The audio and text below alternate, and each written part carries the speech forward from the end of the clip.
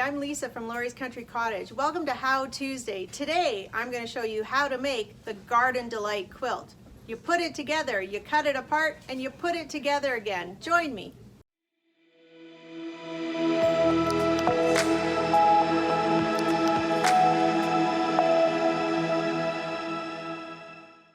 Here are the supplies you'll need to make the Garden Delight quilt. First, the pattern, one of our 3 kits. I'll show you the different colorways at the end. You'll need thread to match for your stitching the strata together. You'll need best press or acorn fabric solution to help support the fabric as we will be making bias cuts.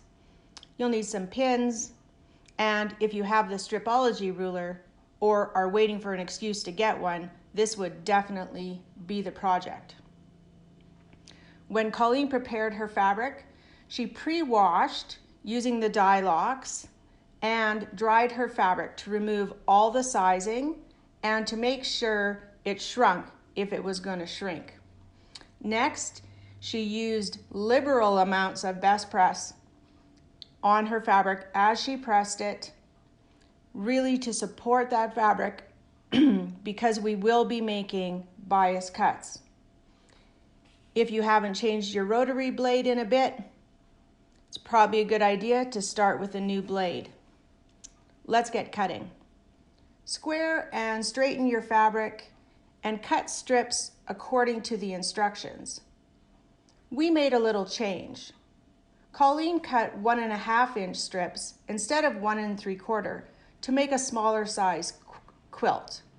Our kits provide enough fabric for the 1 3/4-inch strips, which makes a twin size quilt. After your strips are cut, label with pins or make a fabric swatch or both. We did both. Sew strips 1 and 2 together, keeping your beginning edge even. Sew all the 1 and 2 sets by chain stitching. Press toward your dark fabric. Be sure not to warp the fabrics by catching it on the edge of your iron. Add the 3rd strip, chain stitching, but sewing in the opposite direction. Keep your starting edge even. See how at the beginning of this strip, it is uneven. It is at the opposite end. Press toward your dark fabric again. Add the 4th strip, again, sewing in the opposite direction you just sewed. Keep that starting edge even. Your starting edge should be even at the top of this strip. Your opposite end will not. Keep chain stitching, sewing your strips in opposite directions, always keeping one edge even and pressing to the dark side. Complete all your strata according to the pattern. Measure all of your strata to determine the size of your blocks. Take the average of all your strata and cut the blocks to that size. Your leftover strata will be used for the piano key border later. Here are the completed blocks, all ready for assembly. Sew all 24 blocks together, alternating blocks vertically and horizontally. Here is our completed top, all ready for Colleen to do some creative cutting. Make your first cut according to the instructions in the pattern. Sew that piece onto the opposite side. Be careful, these are biased edges that are easily stretched and warped.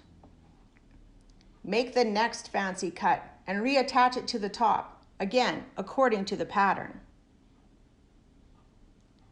Once that piece is attached, you have a completed quilt top all sewn together. Now it's time to add that inner border. This will stabilize all those biased edges of your strata. Use the leftover strata to create the piano key border. Be sure not to stretch the piano key border as you're sewing it on. Add the outer border to stabilize the piano key border. Again, be careful not to stretch those piano keys. Here's the completed quilt. Didn't Colleen do an excellent job? Our smaller size quilt measures 54 by 66. The kits have enough fabric to make the twin size quilt that measures 67.5 by 83.5. I hope you enjoyed our video.